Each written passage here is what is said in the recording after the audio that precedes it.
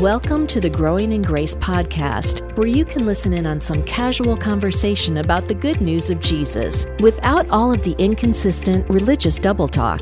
If you've ever struggled with feelings of hopelessness, guilt, and despair, or wondered if you're really right with God, it's time to discover the true freedom that comes with the gospel of unlimited and overflowing grace. The Growing in Grace podcast. Mike Kapler, my name. Joel Brieseke over there. Thanks for joining us once again on your favorite podcast app, or perhaps our flagship station of growingingrace.org. Many people listening in a lot of different countries. You pulled up some stats recently, Joel, and it seems like, and I know that was just for a short period of time, but it's just so cool to have people out there dropping in on us from around the world. I used to think radio, when we did that, was pretty cool because it was one of those things where, here we are in front of this little microphone, and we could get one-on-one with somebody in their car, for example, and just, communicate with them one-on-one. I used to hear Rush Limbaugh talk about that.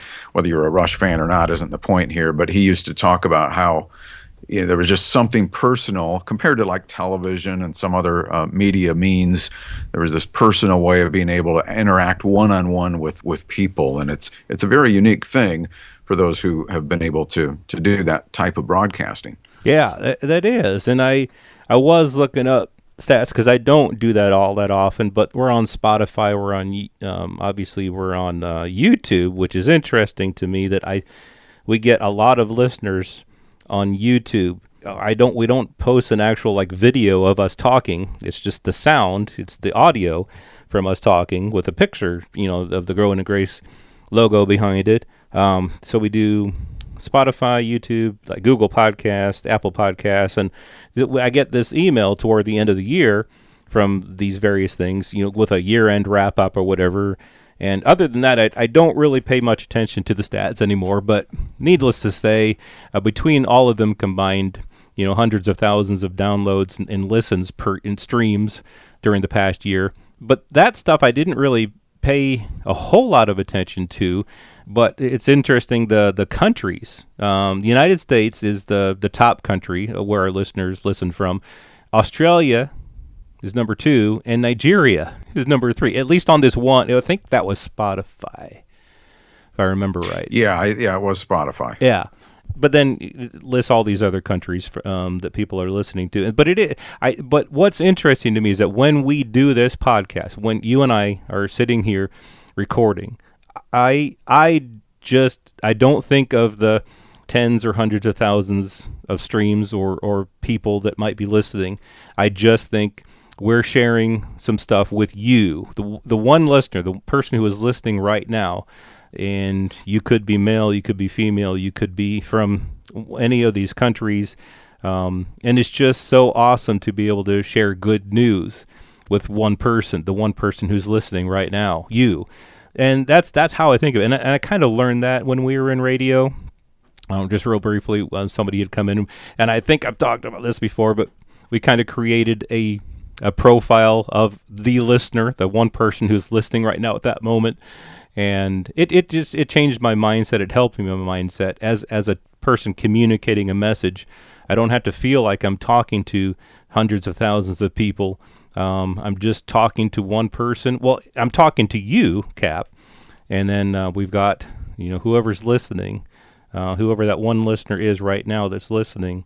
It's just a really interesting thing to me to think of things that way.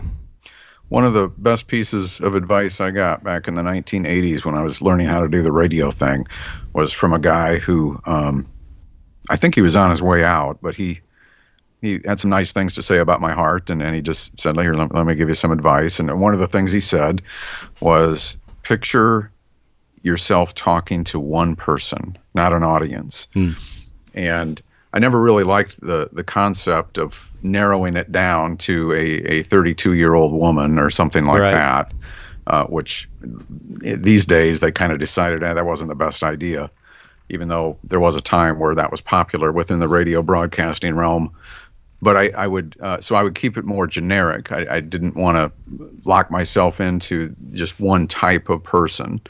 But that's how I would communicate usually on the radio. I would talk to one person at a time instead of how is everybody today? It's more like how are you today? And I think that can be used in a lot of different things in life. When you're, one of the great things about being a friend to somebody who is in need is to be a good listener and focus on them. And so there's a lot of lessons to be learned from that little piece of advice that I had. Yeah, that is some good advice. And I don't know, did I share? I know I shared something on Facebook, but the people who listen on Spotify, on Spotify you can listen to podcasts and you can also listen to music. Do you remember, did I do this on the podcast where I shared what our listeners are listening to musically? I don't think you shared it on the podcast. Okay, I posted this on Facebook. And so we're getting way off here, but this was interesting to me. So on Spotify, it tells you the top 5 artists that our podcast listeners are listening to. So we've got some ones that I understand, like Chris Tomlin, very popular Christian praise and worship artist, I suppose. Casting Crowns, that's a band that goes back to our radio days. I believe it was them. They did they send a Frisbee? They sent something where they don't even know who we are, but they signed. I remember they signed my name. Hey Joel, something. Anyways, that's neither here nor there. For King and Country, Mercy Me. Now Mercy Me, of course, they're probably the most. I mean, they're a very grace-based artist. A lot of grace-based music from them. So we got Chris Tomlin, Casting Crowns, For King and Country, Mercy Me, and the other artist that our Growing in Grace listeners listen to is Taylor Swift. I just thought that is something else. Now, Taylor Swift, she's obviously very, very popular in the world today. I mean, you gotta have a balance, right? That's right. And you definitely have to have a balance when it comes to paying for concert tickets for like a Taylor Swift versus Mercy Me. Yeah, that's tougher than tithing, getting one of those. Yeah. But, anyway, so there wasn't anybody that was listening to like 16th century bar songs where we got all of our hymns from. Nothing that I know of. Although during Christmas time, there were English bar songs. Yeah, so this was English bar songs. So this was at the end of November that this came up, and then around Christmas time, Bing Crosby. And it was another artist that a lot of our listeners were listening to. Now, some of these artists changed around Christmas time, of course. Now, do you think that's because they've got a Christmas playlist going? That's exactly. Exactly. Has nothing to do with anything else. That's why it was at Christmas time, and I suppose during the rest of the year, it's going to be back to Taylor Swift. They're going to go from Bing to Taylor, back to Taylor. So, what are we talking about here anyway? Well, you started at the end of last week talking about the good old story. I'm in John 8, I think, where there was a woman who was caught in the act of adultery. And the Pharisees and scribes brought this woman to Jesus. And, of course, they're trying to trick him.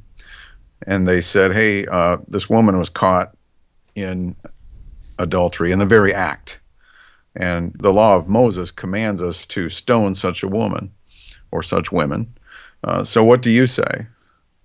So they're trying to, because you see, if they could just get Jesus saying something negative or against the law of Moses, if they could just do that, that's punishable by death. They could finally wipe this guy out and get rid of him. And you might recall back at the time when Jesus was arrested before the cross that they brought in false witnesses who said that Jesus said things against the law, but he never really did. Mm-hmm. And he didn't hear either. Some people think that Jesus went against the law here, but it was such a masterful way of communicating something to his audience, including those who were holding stones and the woman who was sitting there. Such a masterful way of communicating something without diminishing what the law said. Because last week, we were talking about, you were on a website, and maybe there's a bunch of them out there, where they list over 1,000 1,050, I think you said, 1,050 New Testament commands that are required, or you'll suffer the consequences. And that's the way commandments work in the religious business, right? I mean, that's just the way things function. But it functions very differently from one religious brand to the next, whether you're, even within the realm of Christianity, whether you're Baptist or Methodist or Lutheran or Presbyterian, whatever it is, everybody has a different idea of what's being commanded, first of all, what it means if you don't follow the command. Boy, that varies a lot. I mean, what are the consequences if you don't follow the command, whatever it is, or the commands? And so this has led us to this story here, where this woman was caught in the act of adultery. The law said she should be stoned. And I'll let you step in here, Joel. Yeah, I mean, they had been trying to get Jesus to say things. They didn't. A lot of these people, they did not understand who Jesus was, or where he came from, or what his purpose was. They just didn't understand him. They thought that he was blasphemous for saying that he and his Father, God, were one, that the testimony he received was from the Father, and that's what he was sharing. And if you read in John 7, leading up to this, you'll see a lot of that being talked about, them going back and forth with Jesus on that stuff. So then one morning, he came into the temple, and he sat around and taught them. So the scribes and Pharisees, these people who were trying to find stuff against Jesus, they were trying to find things that they could accuse him of. They brought this woman who had been caught in the act of adultery. They said, now Moses in the law commanded us that such should be stoned. But what do you say? And it says here, this they said, testing him, that they might have something of which to accuse him. At first, Jesus ignored them. He stooped down and wrote something on the ground as though he did not hear them. But they persisted. They continued asking him, and he raised himself up and said to them, he who is without sin among you, let him throw a stone at her first. Now, the interesting thing to me is that Jesus did not go against the law here. Jesus gave them the opportunity to pick up stones and throw them at her. He didn't say, well, the law, while the law says throw a stone at her, but I'm telling you, don't throw a stone at her. I want to show grace. I want to show mercy. So don't throw a stone at her, because then they could have accused him. He's going against the law. But Jesus, in his earthly ministry, he was not going against the law. He came, as we've talked about many times, Jesus came to fulfill the law. He came to fulfill it, not to abolish it himself, because if he would have abolished it, he couldn't have fulfilled it. And you can listen to past episodes that we've talked about on that. We won't necessarily get into all that here, but so he gave them the opportunity. He who is without sin among you, let him throw a stone at her first. And again, he stooped down and wrote on the ground. And then this is where the law did its thing for those who were under the law. It says, then those who heard it, being convicted by their conscience, went out one by one, starting with the oldest and even to the last. And Jesus was left alone with the woman standing in the midst. So again, Jesus did not diss the law. He didn't misapply the law. He didn't tell them don't follow the law. He said throw a stone at her first. It's interesting. This is how he played his hand here. It's just very wonderful. He who is without sin among you, go ahead, you throw the first stone. So Jesus raised himself up and saw no one but the woman, and he said to her, woman, where are those accusers of you? Has no one condemned you? She said, no one, Lord. And Jesus said to her, neither do I condemn you. Go and sin no more. And as I think I brought up last week that somebody had said, I wonder, I posted this on Facebook one time, and somebody said, I wonder if she really did go and sin no more. and I'm thinking, I doubt that that's true, because this is not a commandment that the woman must follow, or else everything that just happened was going to be wiped out and negated. Jesus was giving her an exhortation, encouragement. See, this isn't the life for you. Go ahead and stop doing that and go and sin no more. there's nobody who's never going to sin again, never going to do another ungodly act. But this is where Jesus showed the grace. I don't condemn you. And now, go and just think about what you've done and go, don't do that anymore. There's something better for you. That's just it. I mean, this woman, she never really denied that she was guilty. She never declared her innocence. At least it's not written. She knew she received a miracle. And I think the real headline of this story, I think there are many angles, of course, like a lot of things in the Bible, in which we can look at things and extract information and gain a greater knowledge of the truth. But to me, the headline here is the hypocrites were exposed. Exactly. Not only that she ended up not getting killed, even though the law called for it, the hypocrites dropped their rocks. I mean, in theory, even after what Jesus said, let him who is without sin cast the first stone, in theory, because the law did approve of this execution, somebody could have started throwing the rock based on what the law said. Mm-hmm. But they also would have been looked at probably in a not so positive light by their constituents, because the Jewish people, you got to keep in mind that they were very sin conscious. They knew that they were sinful people. Yes. Hence the need for the sacrifices. And by the way, sacrifices with the animals, it wasn't just once a year.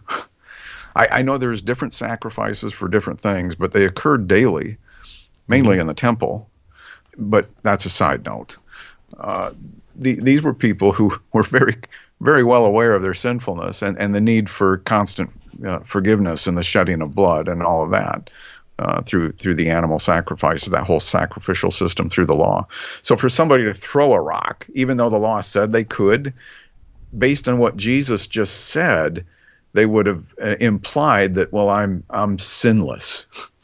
And that would not have gone over well with the other Jewish people who were there, whether they were holding rocks or not. And so it was just such a masterful thing that what occurred here, because these people were exposed for their hypocrisy in demanding certain things from other people that they themselves didn't follow, didn't keep. I mean, in other words, you are just as guilty as this woman, is what Jesus was saying. So do you really want to kill her?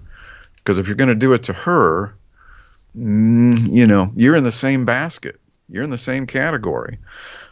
So it was just it was kind of a remarkable thing where Jesus didn't go against the law, but still shined a new covenant flashlight on their hypocrisy, kind of exposed it. You ever watch one of those TV shows where they get out one of those blue lights that shows blood even after it's been cleaned up? Oh, yeah. Right. And so Jesus exposed that. And it was just such a wonderful thing. But you make a great point, though. People think Jesus commanded her not to sin again. And I think that's misunderstood, too. That's misinterpreted. Of course you want to avoid sin. Sin isn't good. And Jesus pointed that out to this woman. It will benefit you not to do this anymore, I think is the message. But if she were to go on from that point forward and never sin, that would have broken new records. Right. I'm sure it would. Wow, she never sinned again. I mean, if you think about that, that is crazy talk. I mean, to think that a person can live the whole entire rest of their life without ever doing anything ungodly again. Well, and I think, Joel, sometimes we try to take things that, for example, in this case, that Jesus said, we try to take it literally and at face value, and then we don't really stop to think about anything after that. Well, I mean, really? I mean, obviously the woman didn't never commit another sin again. Right. And so to wrap up here, just one thing to your point about it exposing the hypocrisy of those Pharisees and scribes and those people who, probably otherwise thought that they were better. They thought they deemed themselves as commandment keepers. Right. And so Jesus used the law for the very purpose that the law had come, and he used it, like you said, masterfully. Romans 3:19, now we know that whatever the law says, it says to those who are under the law, that every mouth may be shut, and the world become guilty before God. He shut their mouths. You know, these self-righteous people who thought of themselves as the law keepers, the ones who were the great law keepers, and who boasted in them, and they were trying to get Jesus to, they were trying to catch him in saying something against the law. They, in their self-righteousness, their self-righteous mouths were shut by the words of Jesus as he used the law in such a wonderful and masterful way. And that was really what the purpose of the law, that's why it came, was to shut the mouths of those who were under it and show them their self-righteous hypocrisy. This has been Growing in Grace with Mike Kapler and Joel Brueseke, heard online through various internet sources around the world each week. Access past programs by visiting growingingrace.org. Share it with a friend and listen again next week for more Growing in Grace.